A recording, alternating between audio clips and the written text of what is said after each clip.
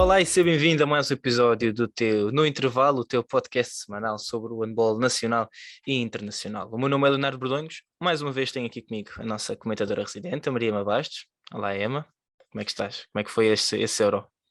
Olá, tudo bem? O Euro foi, diria eu, interessante, um bocadinho diferente daquilo que estamos habituados, atribulados pela Covid-19. Muitas seleções sofreram, principalmente durante a competição, com muitas saídas que não estavam à espera, mas acho que foi bastante interessante. Estamos a falar da melhor competição a nível de seleções, a nível europeu e se calhar do mundo, porque nós já falámos disto, o europeu é muito mais competitivo do que o mundial. E é sempre importante ver Portugal nestas competições, apesar de não termos conseguido seguir em frente, ficámos pela fase de grupos. Acho que é importante que Portugal não caia deste registro que temos desde 2020. Exatamente, e portanto este episódio vai ser só sobre o Campeonato da Europa, que terminou esta semana. Vamos falar sobre não só a prestação de Portugal, mas também tudo o que se passou depois da eliminação de Portugal, até chegarmos então à vitória da Suécia, que é assim campeã europeia 20 anos depois do seu último troféu europeu. E Emma, começamos então pela seleção portuguesa, e tu tocaste num ponto que é impossível fugir, que foi a Covid-19. Afetou, no caso de Portugal, afetou e de forma severa aquilo que foi a preparação. Portanto, o selecionador nacional Paulo Jorge Pereira já disse várias vezes, não só antes, mas depois durante e no final da competição, que Portugal teve muita dificuldade em preparar esta competição, não só pela Covid, que impediu os jogadores de poderem treinar em grupo. Portanto, durante muito tempo Portugal foi obrigado a fazer treinos individuais para tentar manter os seus jogadores com o ritmo. Também teve muitos jogadores infectados e que não puderam dar o seu contributo durante grande parte da preparação, mas também tivemos lesões em jogadores importantes e, portanto, Portugal chegou a este Campeonato da Europa com um grupo mais reduzido do que aquele que se podia esperar e, portanto, também as opções não eram tantas em certas posições, como nós também fomos falando, não só antes do Europeu, quando fizemos a antevisão, mas depois também durante o Europeu. E, portanto, gostei de algo que tu disseste, que foi o facto de Portugal não poder perder aquele registro que está desde 2020, portanto, de qualificações contínuas para as grandes competições. Mas olhando então um bocadinho, Portugal começou com uma equipa que nós já sabíamos e já conhecemos bem, que é a seleção da Islândia. Num grupo com a Islândia, a Hungria, que era a equipa da casa, e os Países Baixos, começámos com a Islândia, mais uma vez, um adversário que nós já conhecemos e bem. Um, e, portanto, aqui eu também te coloco uma questão. Preferes começar a fazer jogo a jogo ou se quer fazermos um ponto da situação? Porque eu acho que muitas das coisas que se passaram no primeiro jogo e muitos dos erros que nós vimos no primeiro jogo acabaram por ser transversais ao longo da performance de Portugal naquela fase preliminar. Achas que se calhar mais vale assim, fazermos um apanhado geral daquilo que foi, em vez de irmos individualizar jogo a jogo? E podemos fazer um apanhado geral e depois, eventualmente, destacar um ou outro ponto de cada um dos jogos. Sim. E não sei se queres começar. Uma das coisas que me saltou mais à vista, analisando tudo, analisando os três jogos, foi realmente a forma como Portugal, a mim o que me chamou mais a atenção foram, e eu disse isto durante o Campeonato da Europa, foi as perdas de bola, os turnovers e falhas técnicas que Portugal teve. Naqueles três jogos foram 30, portanto, são muitos. Portanto, estamos a falar de 10 bolas por jogo, em média. Houve um jogo que foram 11, outro que foram 9 e outro, o último penso que foram 10, e portanto estamos a falar de 10 bolas por jogo, em jogos que ficaram, excepto do primeiro, foram sempre muito, muito equilibrados, e Portugal acaba por perder os dois já nos últimos segundos. 10 perdas de bola por jogo é demasiado. Sabemos que a preparação foi atribulada. Portugal não tinha grande parte dos seus titulares, especialmente na lateral direita, que foi algo que o selecionador nacional também referiu várias vezes, mas este é um número demasiado elevado para uma equipa com a experiência que Portugal também já tem vindo a adquirir, não só nestas grandes competições, mas também ao nível de clubes. Sim, claramente que perder 10 bolas por jogo, dar 10 bolas ao adversário a este nível é uma coisa que normalmente se paga caro e isso acabou por acontecer a Portugal. Mas tal como referiste, e é bastante importante não nos esquecermos disso, tivemos muitas lesões, a seleção sofreu muitas mudanças, mas depois disso a preparação estava preparada para um grupo que acabou por não conseguir trabalhar em conjunto, também não conseguimos participar na Yellow Cup, não tivemos qualquer tipo de jogos de preparação para o europeu, e aquele primeiro jogo com a Islândia notou-se muito falta de entrosamento na equipa, falta dos processos ofensivos bem consolidados, daí aparecerem tantas falhas técnicas.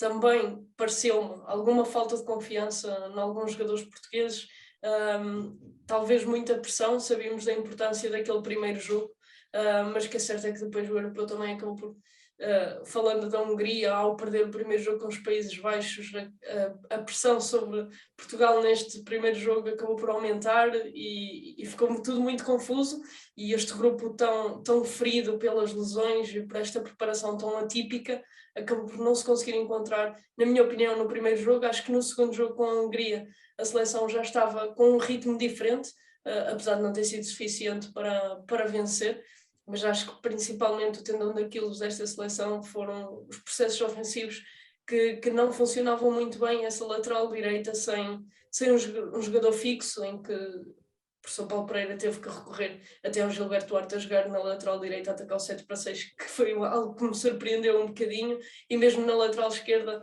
a falta do André Gomes, acho que é impossível não falarmos disso, porque faltou-nos durante este Campeonato da Europa um lateral que fosse atirador, que tivesse o tempo de jogo, sei lá, que nos desse aquela ameaça exterior. Acho que nós não tivemos isso ao longo do europeu.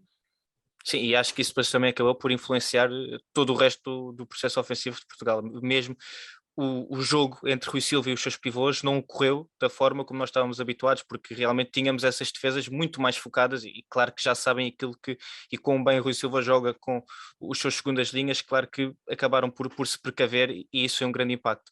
Tocando também um bocadinho, eu concordo com tudo aquilo que disseste, especialmente até a questão da questão da confiança, porque nós vimos várias vezes os jogadores já experientes que havia lances em que as coisas corriam menos bem e a equipa parecia acusar muito isso, mesmo depois também acabava por ter impacto no ponto de vista defensivo. Vemos Portugal a sofrer golos que não pode sofrer, não me lembro se foi contra a Islândia ou foi contra a Hungria, mas houve ali um espaço, acho que foi contra a Hungria, em que a Hungria marca 2 ou 3 golos da mesma forma em reposições Foi rápidas. os Países Baixos. Depois Países Baixos, depois foi. Sim, porque eles são muito rápidos na transição, mesmo pós-golo, Exato, e nós acabamos por sofrer acabamos por 3 sofrer, seguidas e exato, todas ali na zona central, que é muito central. ingrato para os nossos guarda-redes.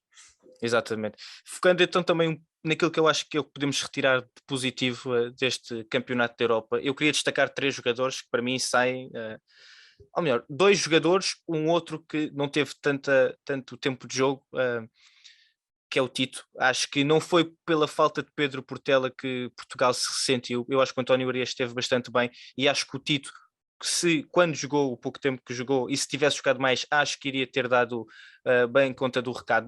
Não sinto que tenha sido, apesar de se ter visto nas redes sociais, mas não acho que a falta de Pedro Portela, com toda a qualidade que Pedro Portela tem, não é retirando aqui nada a Pedro Portela, é sim dando mérito ao Tito por aquilo que ele fez, porque eu acho que não seria pela ponta direita que Portugal iria perder ou iria apresentar menos, mais do ponto de vista ofensivo e eficácia, até porque do ponto de vista defensivo o título dá garantias, mas eu acho que Gustavo Capdeville sai como, afirmou-se claramente como dono e senhor da baliza portuguesa. Eu acho que o campeonato da Europa que ele faz não pode ser sobrevalorizado. Eu acho que ele fez um campeonato da Europa espetacular e muitas vezes, tantas vezes colocou Portugal em jogo com jogos e exibições fora de série. Foi no último jogo que ele acabou com 12 defesas. Sim. É uma coisa absurda contra os Países Baixos. Vezes e vezes sem conta, acho que ele se assumiu e mostrou que, atenção, não é pela minha idade, tenho 24 anos, mas este é o meu lugar e é impossível fugir àquela também imagem que surgiu depois do primeiro jogo da camisola dele, com uma fotografia dele e de Alfredo Quintana, e depois é o Lionel Fernandes. Acho que o Lionel também, sempre que foi chamado, correspondeu. Está a bater à porta claramente entre ele e Diogo Branquinho. Acho que vai ser muito interessante ver a forma como os dois vão lutar por essa titularidade. Acho que são pontas muito diferentes, mas o Lionel realmente tem uma frieza que é incrível. Aquilo, ele salta e parece que para completamente no ar, tem um poder de suspensão incrível e acho que ele está mesmo a bater à porta e acabou por o fazer no último jogo, foi titular. E acho que vai ser muito interessante essa luta entre Diogo Branquinho e Leonel Fernandes no futuro, sobre quem é que vai ser então o dono dessa posição, ou desse lugar de titular na ponta esquerda. Eu, pegando naquilo que acabaste de dizer, acho que relativamente ao Gustavo Capdeville não há muito mais a acrescentar. Fez excelentes exibições, afirmou-se como um grande guarda-redes e, apesar da idade, está a um nível muito alto, e podemos olhar se calhar aqui para o guarda-redes da Islândia, muito jovem, e foi considerado o melhor guarda-redes da competição, e isso também acaba por nos abrir um bocadinho a confiança para Gustavo Capdeville, que sei que muita gente fica com pena, e eu também fico claramente de Humberto Gomes não ter estado presente, mas esta transição parece-me estar a correr bem, e acho que temos que confiar no Gustavo, porque ele mostrou-nos que efetivamente podemos confiar nele. Relativamente ao Lionel, acho que não há muito a dizer, já mesmo no Futebol Clube do Porto temos visto o Lionel a afirmar-se, é um ponta que realmente é muito eficaz, é frio nas suas decisões, é extremamente rápido, antecipa muito bem as saídas para o contra-ataque, também consegue conquistar algumas bolas na defesa, tem-se afirmado um excelente ponta, e acho que a titularidade está a cair para o lado dele, na minha opinião, mas acredito que isso também para Diogo Branquinho seja uma motivação extra para retomar aquele lugar que é seu há algum tempo e que o conquistou também tão jovem. Relativamente ao Tito, certo que não teve muito tempo de jogo, porque António Areia também fez um campeonato da Europa brilhante, mas concordo com aquilo que disseste, apesar da qualidade de Pedro Portela, acho que não foi por aí que Portugal ficou a perder. Acho que o Tito respondeu muito bem à chamada quando a teve, e por isso também mérito para ele. Depois, acho que estes foram assim os jogadores que tiveram aquele destaque maior em relação à última vez que apareceram, ou não na seleção, não é? Tivemos, por exemplo, o Lionel, que foi a Tóquio, mas nem sequer acabou por jogar nenhum jogo, e agora entra neste campeonato da Europa e sai como titular. Mas há mais Uma palavra. jogadores. Eu ia falar do Salvador que me passou agora. Também Eu queria ia, ter ia falado do Salvador. destacar mais alguns jogadores, não ia já para Salvador, mas já que falaste nele, sim, um jogador bastante jovem que chegou a este campeonato da Europa, e já se tinha visto isso nos jogos que tivemos com a Alemanha, no estágio em outubro. Ele, quando entrou e não teve medo de assumir, e talvez seja esses os laterais que nós precisamos, com coragem de atirar e que sejam ameaçadores do exterior, e o Salvador mostrou isso muito bem, mesmo no plano defensivo esteve bem, e acho que é uma oportunidade que ele está a saber agarrar, e vai ser sem dúvida um acréscimo muito importante para a nossa seleção. Depois deixa-me só tocar aqui em alguns, eu ia dizer veteranos, mas não são veteranos, mas que já não são assim caras novas na nossa seleção, mas que acho que tiveram muito bem. É o Rui Silva. Acho que não preciso dizer muito, apesar de toda a dificuldade que Portugal teve em jogar com a segunda linha, porque já sabíamos que as seleções que iam jogar contra nós sabem que esse é um dos nossos pontos fortes, o Rui Silva a jogar com os pivôs. Apesar de tudo isso, o Rui Silva apareceu sempre para pagar as despesas, sempre que Portugal precisou. Acabou por ter de assumir muitas vezes, e acabou por fazê-lo, e fê-lo bem. Acho que fez um excelente campeonato da Europa. Sim, concordo. Aliás, o Rui parecia que sempre que Portugal precisava de um golo, ele aparecia, e foi realmente acabou por ser tal, mais uma vez, ele é aquele bastião em que nós sabemos que quando o Rui faz um bom jogo e está assim interventivo, sem medo de rematar, normalmente coisas boas acontecem, e foi isso que aconteceu, apesar de no final Portugal não ter conseguido nenhuma vitória nesta fase preliminar. Estou de acordo com tudo aquilo que tu disseste. Gostei também da forma como o Miguel Martins recuperou depois daquele primeiro jogo menos positivo frente à Islândia. Eu acho que ele contra a Hungria acabou por depois realmente mostrar a qualidade que tem. E o impacto que ele acaba por ter no jogo de Portugal, e depois no jogo contra os Países Baixos também a espaços mostrou isso, e acho que realmente é importante, e nós sabemos que quando Portugal tem um Miguel Martins inspirado é completamente diferente pela capacidade, pela velocidade que ele tem, não só a central mas também a lateral direito, ainda para mais num campeonato em que Portugal não teve nem Belon nem a João Ferraz, ele na lateral direita foi muito importante. O próprio Gilberto Duarte, também não sei se queres tocar nisso, a forma como ele se apresentou sempre que foi chamado foi importante. Naquele último jogo até acaba por ter duas ações muito, muito importantes, que foram os golos, e portanto achei que ele também saiu reforçado, apesar de tudo, deste campeonato da Europa, e realmente mostrou como não apenas na defesa mas também no ataque é opção e pode oferecer coisas quer diferentes daquilo que Portugal tem. Deixa-me tocar primeiro só no Miguel Martins, porque tenho uma opinião ligeiramente diferente sobre isso, e acho que a comunicação social, digamos assim, foi um bocadinho injusta com ele naquele primeiro jogo, no sentido em que o Miguel não teve muito tempo de jogo com a Islândia, começou na lateral direita, a coisa não saiu bem, um ou dois ataques, e claro que a pressão sobe para o jogador, e o jogo não está a correr bem de todo, no geral, a Portugal. E depois é um bocadinho complicado também para o Miguel virar ali volte-face, não é? De um jogo que não está a correr bem e acabar por brilhar muito. E é certo que esse jogo com a Islândia não lhe correu muito bem, mas também não teve muito tempo de jogo e eu acho que ele nem chegou a jogar a central, que fez apenas minutos ao lateral direito. Depois jogo com... E não correu bem a ninguém, atenção, não correu Sim, bem a sim, ninguém, portanto efetivamente não, não podemos falar como se tivesse sido só só ao o Miguel Miguel. que esteve mal, não. Portugal não jogou bem nesse jogo, o Miguel foi como foram, diria, a equipa quase toda não esteve ao nível daquilo que nós estamos habituados. Sim, e lá está, jogou também pouco tempo e não deu para mostrar muito dele. Depois no segundo jogo acabou por ser titular a central frente à Hungria, uma seleção que ele conhece bem, joga no Pique Szeged, conhece grande parte daqueles jogadores, alguns como colegas de equipa e outros como adversários no campeonato, e fez uma exibição brilhante e acabou por calar, entre aspas, os comentários menos bons. A central teve muito bem e depois na lateral direita também acabou por fazer um jogo muito interessante e acho que foi o melhor jogo que o Miguel fez no europeu e voltou ao nível que se calhar nos habituou no Mundial. Eu lembro-me que o Miguel foi, acho que o melhor português no Mundial, com aquela irreverência dele e acabou por mostrar isso neste jogo com a Hungria e voltar ao seu melhor nível. Relativamente ao Gilberto Duarte, acho que concordo com aquilo que tu disseste, nós temos visto sempre, embora algumas vezes afastado por lesão, sendo uma peça importante a nível defensivo, voltou a sê-lo e neste Campeonato da Europa também, dada a ausência de André Gomes, acabou por ter mais tempo a nível ofensivo e acho que respondeu muito bem, mesmo ali a jogar a lateral direito no 7-6, que pelo menos no Montpellier é algo que ele não está habituado a fazer. Acho que quando o fez teve muito bem, respondeu à altura e acho que mostrou que merece e isso refletiu-se ao longo do Campeonato da Europa do primeiro para o terceiro jogo. Vimos o Gilberto a ter mais tempo de ataque e também o professor Paulo Pereira a apostar mais nisso, porque realmente reconheceu que ele se calhar pedir buscar qualquer coisa diferente que Portugal não tem sem Gilberto Duarte no ataque.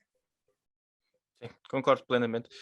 E portanto acho que Portugal sai deste. Acho que Portugal sai deste campeonato da Europa e também não podemos estar aqui a adorar a pílula. É assim, Portugal sai deste campeonato da Europa, na minha opinião, com uma imagem claramente afetada, porque também não podemos fugir, e isto não sou só apenas eu a dizer, acho que tem sido geral. Depois do campeonato da Europa 2020, Portugal ainda não conseguiu voltar a esse nível, não conseguiu também voltar a apresentar essa qualidade. A verdade é que temos um campeonato do mundo em que se esperava muito, falou-se muito, Portugal prometeu muito, mas depois, apesar do 10º lugar de ser a melhor classificação, a ter igualado a melhor classificação de sempre de Portugal num campeonato do mundo, esperava-se mais. Entrou-se nesse campeonato a falar de medalhas e, portanto, o 10º lugar acabou por saber a pouco, apesar de sabermos que é um 10º lugar no Mundial, mas soube a pouco, até pela forma como se falou antes. Os Jogos Olímpicos são um contexto diferente, Portugal nunca tinha estado num Jogos Olímpicos e portanto também por aí sabíamos que seria uma experiência nova, mesmo tocando na questão do jet lag, que foi um dos temas mais utilizados depois para também explicar essa má exibição ou essa exibição abaixo do que se esperava também de Portugal. E agora temos então este campeonato da Europa também com a questão do Covid. Claro que em todos estes pontos, não só no Mundial, mas também nos Jogos Olímpicos e neste europeu, houve situações que afetaram ou a preparação ou o torneio, não retirando nada, mas Portugal termina no 19º lugar de entre 24 equipas. Para aquilo que nós chamamos que Portugal é capaz de dar, acho que é pouco. Tendo em conta, e mais uma vez, tendo em conta que foi uma preparação muito, muito, muito complicada, foi uma preparação difícil, nenhum treinador se consegue precaver e antecipar que vai ter não sei quantos jogadores com Covid e que não vai poder treinar e portanto isso são coisas que são impossíveis de precaver e de preparar, mas a verdade é que Portugal terminou num 19º lugar e realmente tem que haver então aqui agora pensar-se bem, olhar para o futuro, mas perceber aquilo que tem vindo a correr mal ou que não tem corrido tão bem e realmente perceber se, mesmo do ponto de vista, e aqui não estou a falar apenas de equipa técnica e de jogadores, mas mesmo do ponto mesmo dos adeptos, perceber se Portugal é uma equipa de 6º lugar de um campeonato da Europa ou é uma equipa para lutar pela main round, para estar na main round e tentar lutar pela melhor classificação possível. porque são, na minha opinião, e não sei se concordas comigo, Emma, mas são dois pontos de vista e são duas mentalidades completamente distintas. Não que Portugal não possa assumir-se como uma equipa, ok, uma equipa médio-alto da Europa e tentar lutar pelo sexto lugar, sendo que isso é um objetivo, mas que estabelecer prioridades de que o objetivo é atingir a main round e ficar pelo menos no top 10, ou pelo menos entre o oitavo e nono lugar, para tentar uma qualificação para um campeonato do mundo. Não sei se concordas comigo ou não, mas acho que realmente, sabendo tudo isso, não podemos considerar este campeonato da Europa como uma exibição positiva de Portugal. Obviamente que um 19º lugar para Portugal no Campeonato da Europa não pode ser considerado bom, e por um lado ainda bem que assim o é. E estamos a falar de patamares muito diferentes, ali quem chega às meias finais, quem luta pelo 5º, 6º lugar, quem está na main round a lutar para as melhores classificações possíveis, e quem não consegue sequer chegar à main round, são patamares de handball muito diferentes, mas também sabemos que um bom momento, que uma boa exibição num jogo pode ser crucial para a classificação final neste Campeonato da Europa, neste ou em qualquer um. E acho que Portugal se tem que mentalizar. Acho que não devemos pensar que estamos no patamar de um 5º, 6º lugar. Acho que devemos pensar que temos a obrigação de passar ao main round, e a partir daí acho que tudo o que vier será sempre bónus, porque a nível europeu sabemos que as coisas estão cada vez mais competitivas, e podemos olhar muito bem para o exemplo da Islândia, para o exemplo da própria Suécia, que há 2 anos na Suécia Portugal venceu por 10, em Malmö, com o pavilhão completamente cheio de adeptos suecos. Portugal fez uma exibição brilhante, e a Suécia é a atual campeã europeia. E é óbvio que alguns jogadores mudaram, mas o grosso das seleções, das 2 seleções, estão lá. E acho que isso é de notar a competitividade e o equilíbrio que pode existir num europeu, e acho que Portugal tem de ter esse objetivo obrigatório de chegar ao main round, e a partir daí tudo o que vier será um bónus, sempre com ambição, porque acho que isso é que nos move a todos, mas atirar para o céu, para o alto, como fizemos talvez no pré-mundial, é um bocadinho complicado depois fazer essa gestão quando tu consegues um 10º lugar no Mundial, que olhando para um 10º lugar no Mundial é uma coisa positiva, mas da maneira como foi conseguido, da maneira como o Mundial foi abordado, acho que todos os portugueses saíram do Mundial um bocadinho cabisbaixo, e talvez sem motivo para isso. No sentido em que um 10º lugar não é mau, por isso acho que temos de ter expectativas no QB, nem sonhar demais, nem ser pouco ambiciosos. Acho que o equilíbrio acaba por ser tudo, e talvez seja essa gestão que tem faltado um bocadinho a Portugal, mas não é por isso que neste europeu não passámos a fase de grupos, obviamente foi muito além disso. Claro, antes de avançarmos então para a main round, só tocar no ponto. Portugal já sabe quem vão ser os seus adversários rumo ao Mundial 2023. Portugal que vai ser na Polónia e na Suécia. Portugal vai ter que enfrentar a Suíça no primeiro play-off de qualificação, e caso consiga ultrapassar a Suíça, vai enfrentar os Países Baixos. Portanto, realmente aqui, entre Islândia e Países Baixos, os últimos 2 anos têm sido inúmeras as vezes que Portugal enfrentou estes 2 adversários. Emma, não sei se queres tocar aí só de forma muito breve nestes 2 adversários antes de avançarmos para a main round. Por acaso é curioso, acho que Portugal teve uma fase em que era Portugal-França, passou uma fase de Portugal e Islândia, e estamos a entrar numa fase de Portugal-Países Baixos, mas acho que é engraçado ver isso, e depois esses jogos são sempre mais especiais. Pegando naquilo que foi a Suíça, Portugal jogou com a Suíça no Mundial, Mundial. e venceu, e também já jogou para uma qualificação para o Europeu 2018 e vencemos os 2 jogos, mas era fase de grupos, depois acabámos por não passar para o Europeu. Mas acho que Portugal tem um historial relativamente bom com a Suíça. No jogo com o Mundial, que foi o mais recente, já era uma Suíça com o Portner na baliza, com Andy Schmid, que nos deu muitas dores de cabeça, e sabemos que vamos ter alguma dificuldade com essa seleção. Era a seleção mais difícil que nos podia calhar nesse primeiro play-off, e nós temos sempre a sorte portuguesa do nosso lado. Mas acho que se fizermos um bom jogo em casa, que jogamos primeiro em casa, depois as coisas na Suíça poderão estar mais tranquilas. Espero que Portugal consiga estar ao seu melhor nível e ultrapassar esta seleção, para depois então defrontarmos os Países Baixos e podermos garantir a presença no Mundial, que é muito importante. Vai ser uma caminhada muito complicada, nenhum dos playoffs vão ser fáceis, mas espero que Portugal esteja no seu melhor nível, e que consiga esta qualificação, porque nos tem habituado a estar presente em todas as grandes competições nos últimos 2 anos e queremos seguir nesse ritmo. Exato, vamos ver o que é que acontece. Os jogos já são em março, portanto não há aqui tempo nenhum de descanso para estes jogadores. Estes primeiros jogos de esta primeiro playoff contra a Suíça vai ser a 16 e 17 de março, e depois o segundo jogo vai ser 19 e 20.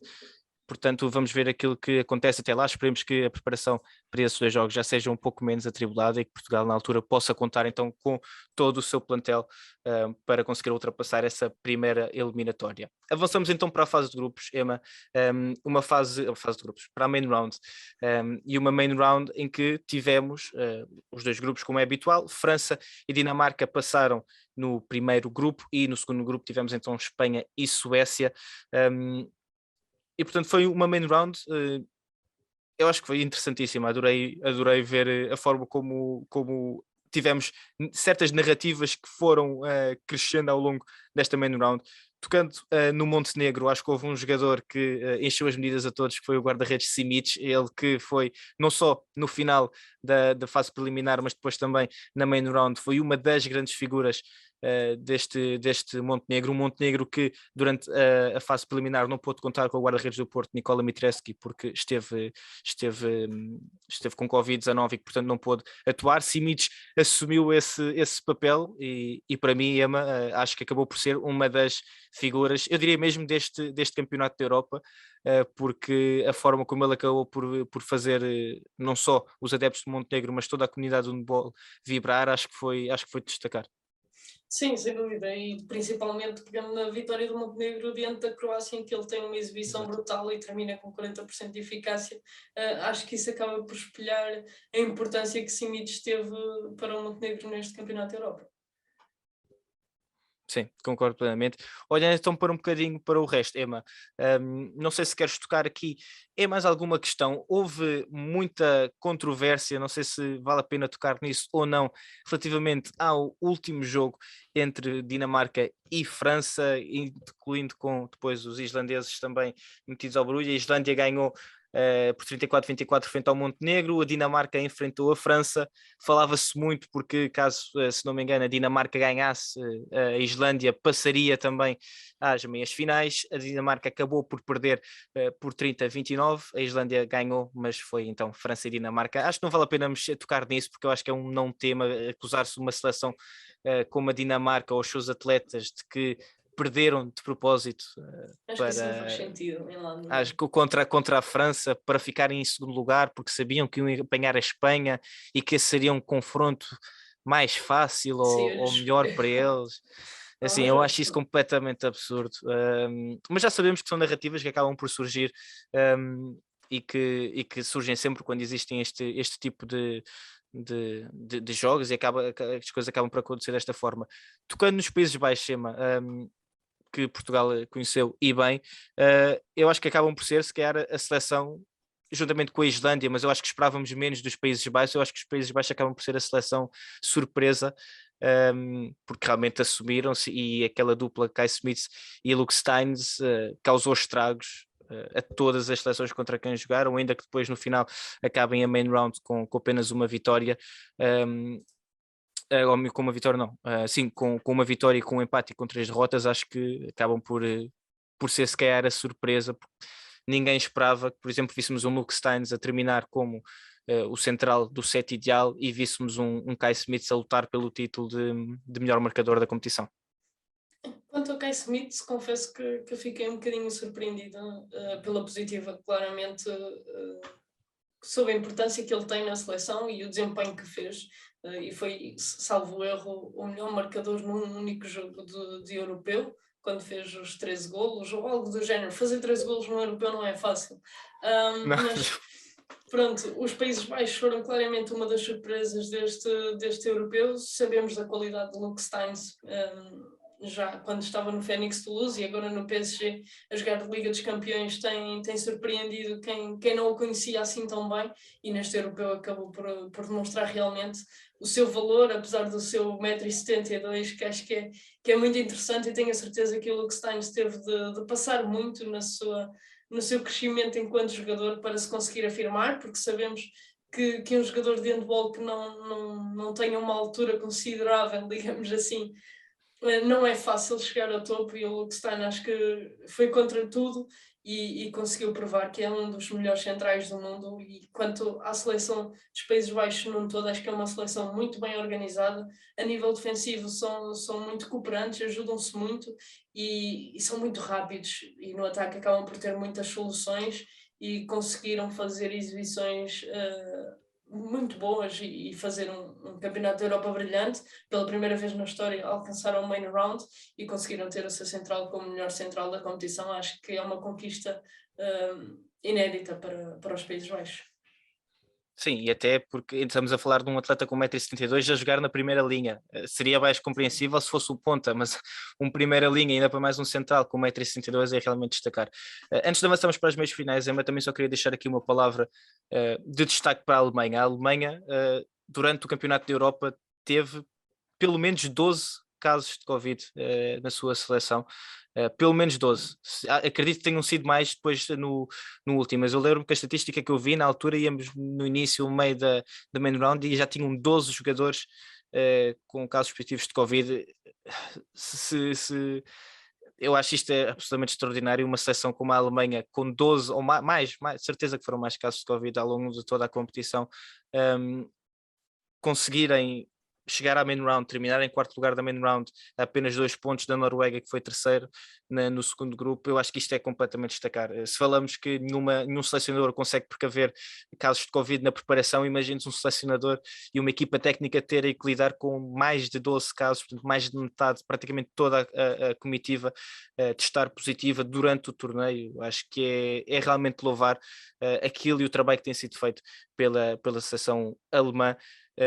Uma seleção alemã que também se tem vindo a renovar depois daqueles bad boys de 2016 que foram campeões europeus frente à seleção espanhola, conseguirem se vir a renovar, a apresentar talento jovem e conseguiram terminar aqui, neste caso, no quarto lugar do segundo grupo da main round.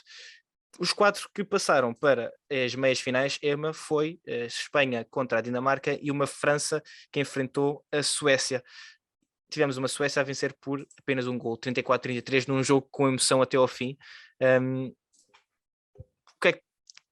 É uma França que nós sabemos fortíssima, uma Suécia, e em aspas, o que é que quando viste que a Suécia realmente tinha atingido a final, qual é que foi a tua primeira reação?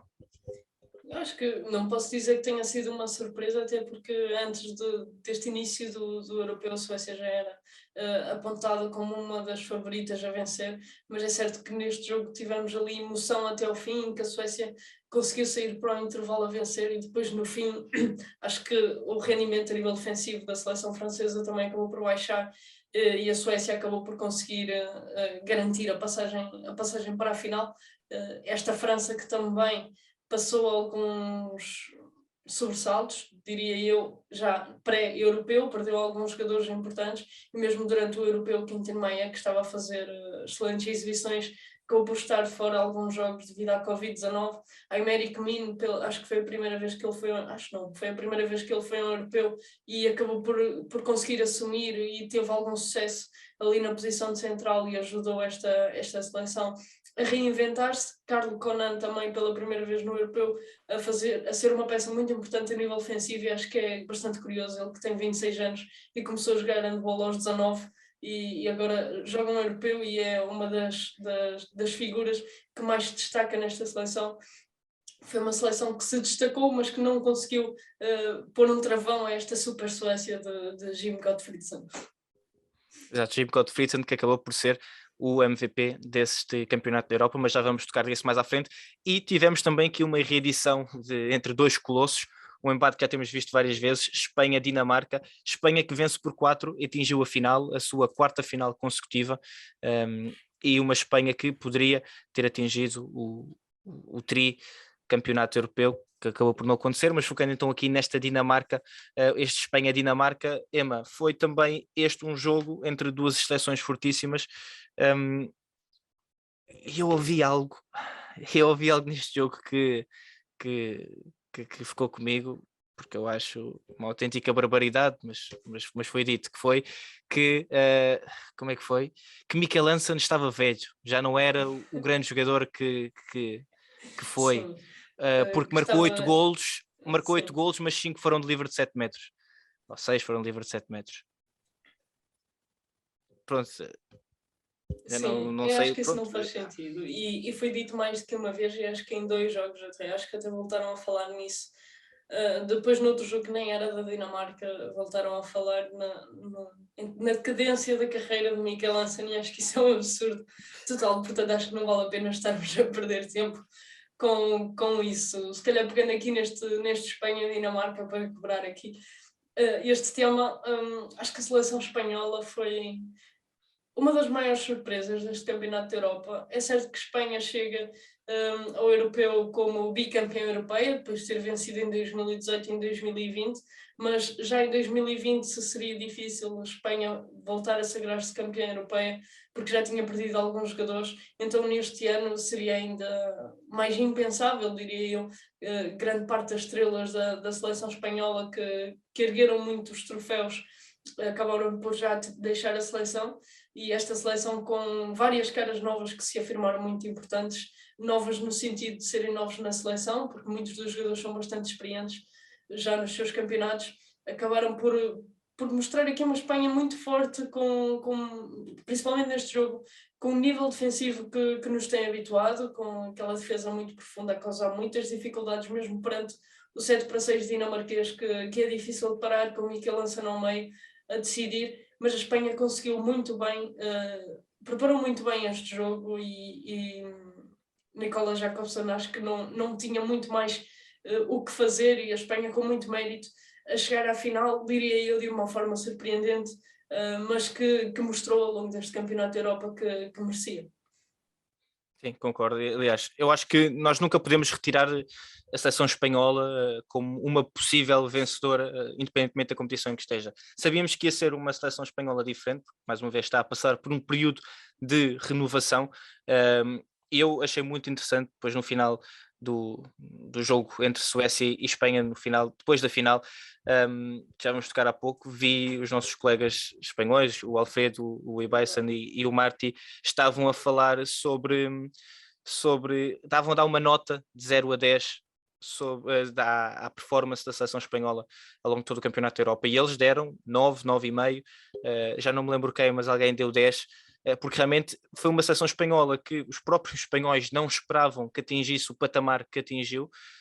E mesmo durante a fase preliminar vimos muita gente a dizer que realmente é uma Espanha que na fase preliminar parece que demora um bocadinho a arrancar, tem jogos muito equilibrados, ganha por 1, ganha por 2, parece que vai ali haver uma surpresa. A verdade é que no final consegue quase sempre ganhar, mas depois vai crescendo com o passar do torneio, e a verdade é que chegou a esta final, e diria como favorita frente à seleção sueca, apesar de ser uma seleção que tem vindo a introduzir jogadores mais novos, e tem feito então esse processo de renovação, e portanto enfrenta esta Suécia na final, num jogo que foi mais equilibrado que isto. Eu acho que era praticamente impossível, foi um jogo constante de parada e resposta, de empates sucessivos. A Suécia entrou melhor, a Espanha depois conseguiu recuperar e ficou decidido no último segundo, já depois da buzina ter soado, da marca de 7 metros, com o Niklas Ekberg a mostrar sangue frio.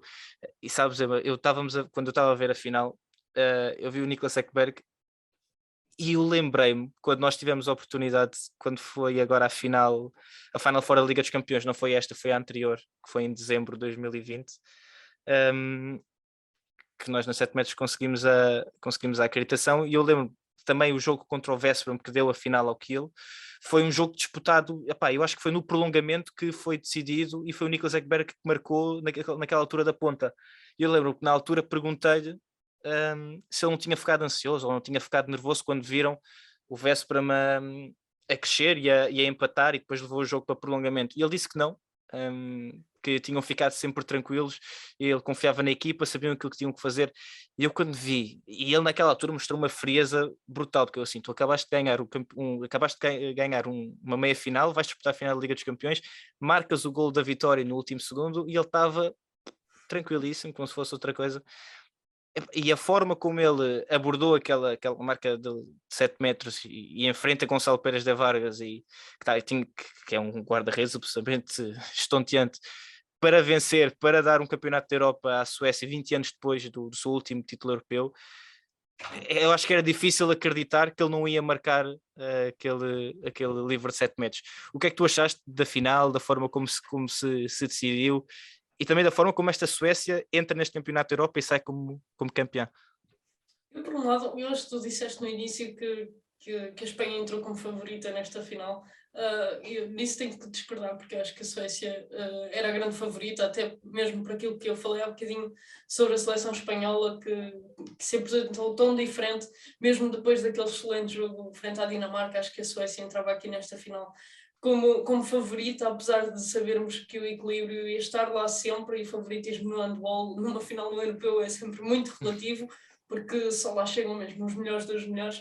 E acho que foi isso que nós tivemos a oportunidade de ver e de saborear também. 60 minutos muito bem disputados, sempre com muita indecisão à partida, e que a Espanha acabou por cair no final, mesmo já depois da buzina ter soado. Acho que era interessante termos visto mais um bocadinho, mas acho que quase todos os jogos que foram a prolongamento depois acabaram por perder algum encanto. O caso disso foi a disputa do 5º e 6º lugar entre a Islândia e a Noruega.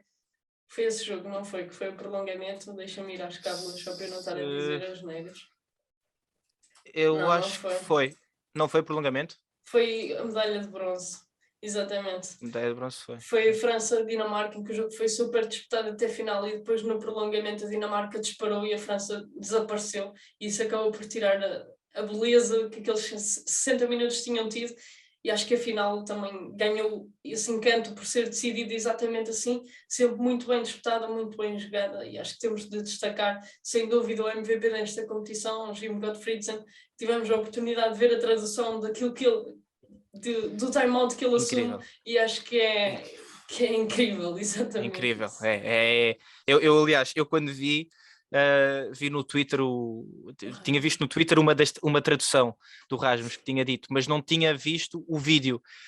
E assim, eu sou honesto, confesso que não sei sueco, também não sei se quer saber sueco, não é uma daquelas línguas que me inspiro muita vontade de aprender, mas eu achei absolutamente incrível a forma como e depois de ver a tradução, quase como se percebe a forma como ele está a falar, e eu achei interessantíssimo, porque antes de se ver o time-out na transmissão em direto, viu-se o selecionador sueco a chamá-lo, no fundo a dar-lhe um grito para o chamar, e depois a falar com ele, a cochicharem, para perceber que estavam ali a falar um com o outro. E depois é que nem se vê o selecionador naquela imagem, está só o Jim Gottfriedsen a falar com os seus colegas de equipa, e ele a dizer, e para quem ainda não teve a oportunidade de ver esse vídeo, aconselho a tentarem encontrá-lo online, mas vê-se Jim Gottfriedsen a falar com o seu pivô e a dizer-lhe, se temos eles têm, porque eu acho que eles estão a falar das jogadas, não é? Sim. Temos uma Dinamarca à esquerda, uma alemã à direita. Se ele diz qualquer coisa como: se eu ficar preso, segura o defesa com a tua vida, tipo, segura o defesa com a tua vida, a bola vai chegar-te por entre as pernas do outro defesa. Segura, tipo, faz tudo, aguenta aquele homem, a bola vai-te chegar. E depois ele vira-se para o ponta e diz: atenção, prepara-te porque tu podes ter que rematar. Ele defende mal a ponta, qualquer coisa, a bola vai para ti e assumes tu. E a forma como, a 10 segundos do final, de uma final de um campeonato da Europa, ele tem a frieza para dizer: segura isso. Claro que ele tem outra linguagem, não é? Com outras palavras lá pelo meio, mas diz seguro, porque aquela bola vai-te chegar. A confiança que um central tem que ter, um central ou qualquer outro jogador, mas tem que ter para dizer: esta bola vai-te chegar, se não te chegar, atenção a ti ou ao outro, porque vai chegar para ti e tu vais ser tu a decidir. Acho que é absolutamente incrível e realmente mostra, e aí também queria colocar a questão, muita gente a falar dos melhores. Eu acho que esta questão dos melhores é sempre muito relativa, mas Jim Gottfriedsen neste momento já tinha estado nos Jogos Olímpicos e no Mundial, mas neste momento assume-se claramente como, diria, um dos top 5 melhores jogadores atualmente a jogar. Eu acho que é impossível fugirmos a esta constatação, pelo impacto que ele tem, não só do ponto de vista técnico e de jogo, mas também por aquilo que ele traz dos seus jogadores, dos seus colegas de equipa, neste caso. Sim, o Jim Gottfriedsen, além de ser um central que é muito completo, um excelente jogador, aparenta, e aí vimos mesmo que é um grande líder e sabe muito bem gerir a sua equipa, e é muito importante nesse aspecto. E é interessante olhar para o Jim Gottfriedson, que ele é um central que remata de fora, que joga muito bem 2 para 2, que procura as penetrações em duelos individuais, e ele acaba por ser ameaça em tudo que é um aspecto de jogo.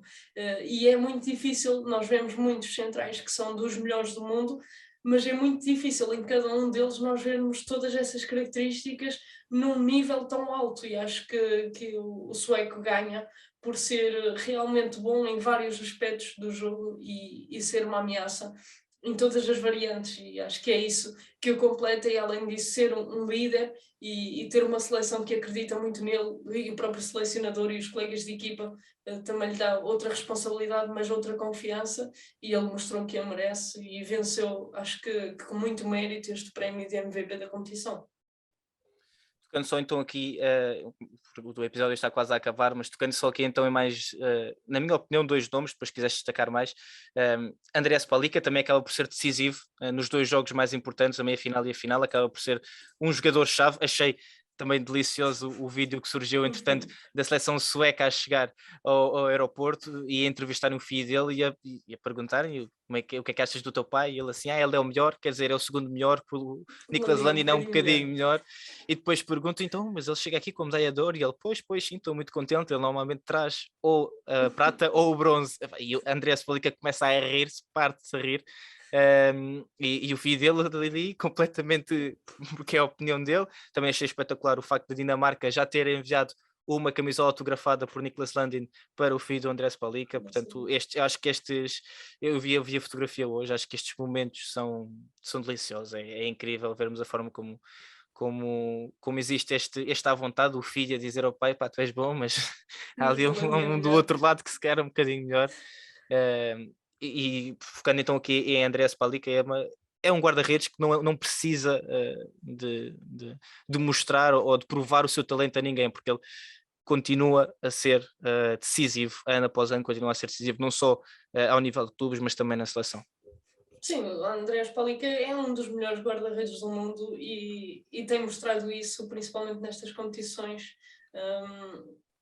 Já no Europeu de 2020 e no Mundial fez exibições incríveis, nos próprios Jogos Olímpicos tem-se afirmado como uma das peças mais importantes desta seleção, e acho que a Suécia não podia chegar tão longe se não tivesse também um guarda-redes com tanta influência no jogo, e principalmente nestes jogos finais ele acaba por fazer golos e impedir muitos golos ali em momentos bastante decisivos, e sem dúvida que foi um dos melhores guarda-redes da competição. Não ficaria admirada se vencesse o prémio de melhor guarda-redes da competição, tal como venceu no Mundial, mas também percebo a distinção do guarda-redes islandês, mas sem dúvida que o Andrés Palika fez um excelente europeu e mereceu ser campeão, foi bastante influente nesse sentido. Então, aqui, Merecia que o filho dissesse que ele era o melhor do mundo, Mas eu sim, percebo o filho, o Landinho é um bocadinho naquela melhor. altura, é só um bocadinho melhor. E mesmo depois de dizer, isto trouxe a medalha de ouro, foi muito bom, porque depois normalmente está habituado a trazer Foi estranho. pratas e bronzes. Yeah. E mais um nome que eu acho que é impossível fugir, e acho que é o segundo e o último nome que eu queria destacar, que é Matthias Gidsel, que acho que aos 22 anos, depois do enorme campeonato, dos enormes Jogos Olímpicos que ele fez com a seleção dinamarquesa, chegou ao Campeonato da Europa, voltou a mostrar que, apesar de apenas 22 anos, é absolutamente incrível. Pena agora a lesão, e já foi confirmado que ele teve uma lesão no joelho e vai estar parado acho que entre 6 a 8 meses, agora de cor não sei qual é que é 6 a 8 semanas, desculpa, ou meses. Foi ruptura de ligamentos, Sim, mas não sim, foi sim. total, não vai ser operado, mas acho que é 3 a 4 meses a recuperação. É? Pronto, então se calhar. Pois, se calhar o que eu vi foi semanas e não meses. Confundiu-te. Exato. Mas realmente eu acho que. Sim, não, eu vi aqui, até vi no do Rasmus, ele dizia aqui entre 4 a 6 meses. Pronto. Ok. Fica no meio. Ficamos no meio, separamos a diferença, vai É metade para cada praticamente o lado. resto da Sim, época. exato. É o resto da época, sim, isso é certo. Mas realmente um jogador que numa seleção com o talento que tem esta seleção dinamarquesa, e esquecendo agora, coitado, está lesionado, mas é um fora de série. Acho que é impossível fugir a isto, é absolutamente dotado. O Matias Gitzel acho que surpreendeu o mundo quando apareceu no Mundial. Foi no Mundial, a primeira grande competição dele. Acho que foi o primeiro no Mundial. Exato. Foi. E foi MVP da prova, julgo eu. Não, eu acho que isso foi Jogos Olímpicos. Eu acho que nos Jogos Olímpicos é que ele foi MVP. Pronto, Sim. mas um jogador tão jovem, um lateral direito, que é uma posição que não é fácil encontrar tantos talentos quanto isso, e Matias Gitzel é sem dúvida um fora de série. Mas acho que tem aqui uma geração bastante interessante de laterais direitos. Na Croácia também existe um lateral direito bastante jovem, com muito talento, o Mate Dominic também da Hungria, mas Matias Gitzel sem dúvida que é o top neste momento. Infelizmente acabou por se lesionar logo no primeiro minuto da final, num jogo em que a Dinamarca já foi sem Mikkelansen, perder ali, diria eu, duas das suas superestrelas. Nicolas Jakobsen teve de saber reinventar-se e adaptar-se sem esses jogadores tão importantes, os melhores laterais da competição, na verdade, mas sim, o Gitzel é um jogador bastante completo, é pena não ter estrutura física nem aptidão para defender, para ser um jogador mais completo, mas a nível ofensivo é um lateral que não tem só o remate exterior, lá está, é muito bom no 1 para 1 e também na relação com o pivô, e é um jogador que é muito importante e muito jovem, tem muito para crescer ainda, e esperemos que esta lesão não lhe dê algum medo, que lhe tirem algumas habilidades. Acredito que não, o facto de ele não ter de ser operado acho que é uma coisa bastante positiva, e esperemos que ele volte na máxima força.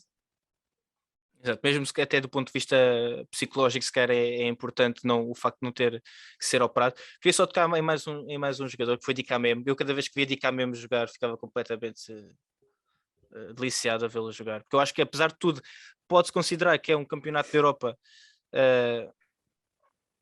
que se calhar não esteve no topo do topo, podia se calhar ter dado um bocadinho mais, mas a quantidade de vezes em que ele foi decisivo pela seleção francesa é de destacar, e acho que é assim, também estamos a falar de nós podemos esquecer, mas Dicamem tem 24 anos, não tem 30, e portanto se falamos de Gitzel que tem 22 anos, Dicamem também está claramente nessa conversa, e diria para melhor lateral direito do mundo, se calhar há poucos que podem disputar essa distinção com ele, e acaba também por ser uma das principais figuras deste campeonato da Europa. Emma, não sei se queres deixar então aqui mais alguma mensagem, deixar mais aqui algum...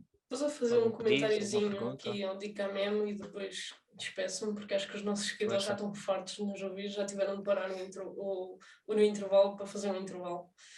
Mas acho que mas Dicamem... acho que se justifica, este sim, aqui já porque... não tínhamos um episódio há muito tempo, e este Não, e há muito conteúdo, estamos a comentar exato, 14 dias de competição num episódio.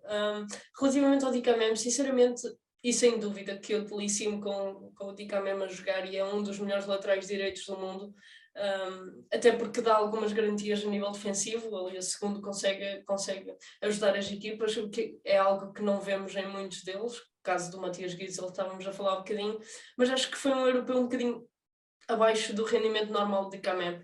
Acho que ele tem um jogo que demonstra aquilo que ele é, no sentido em que ele faz uma primeira parte péssima, em que ele faz um golo em 5 ou 6 remates, e foi contra a Dinamarca no último jogo da main round, e o Nicolas Landin estava a sacar tudo o que era o Dicamem, e ele consegue, na segunda parte, no momento em que a França estava a perder por 5 ao intervalo, quer vencer aquele jogo, precisa vencer aquele jogo para passar, Dicamem consegue assumir as responsabilidades e faz na segunda parte 6 ou 7 golos e falha apenas um, salvo erro.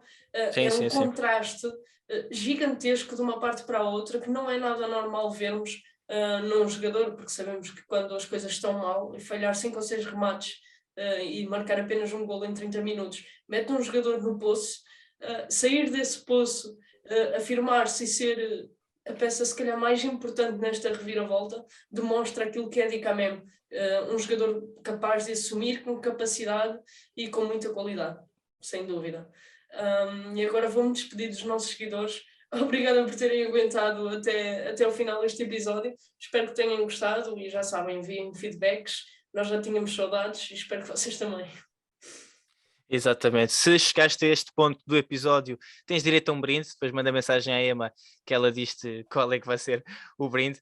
Mas sim, realmente já tínhamos saudades deste episódio. Foi um episódio mais longo, mas eu acho que se justifica, tendo em conta que estamos a falar de um campeonato da Europa. Foram 2 semanas de muitos jogos, de muita intensidade e por isso também muito conteúdo neste episódio. Agradecemos a todos os que acompanharam este campeonato da Europa a 7 metros e continuam a acompanhar e a apoiar o projeto. Vamos entrar agora novamente em modo de clubes e já com o regresso das competições nacionais, ainda que afetadas pelo Covid. Vamos ver agora como corre esta segunda metade da época. Esperemos que corra de forma suave e que não tenhamos grandes problemas, apesar de já termos tido alguns jogos adiados. Vamos ver como é que corre. Muito obrigado a todos os que nos continuam a apoiar e podem continuar a saber tudo o que se passa no mundo do handball, seja em Portugal ou lá fora, não só no Spotify, no Google Podcasts, no Apple Podcasts, no YouTube, mas também no Twitter, no Instagram, na Twitch, no Facebook e falta-me, está a faltar um, agora não me lembro, falta-me TikTok. E também no TikTok, também lá estamos. Portanto, agradecer a todos os que nos continuam a apoiar e também no site em www.7metros.com.pt. Portanto, muito obrigado a todos. Foi mais um episódio do No Intervalo com a Maria Mabastos. Meu nome é Leonardo Bordonhos. Não perca o próximo episódio, porque nós também não. Até à próxima.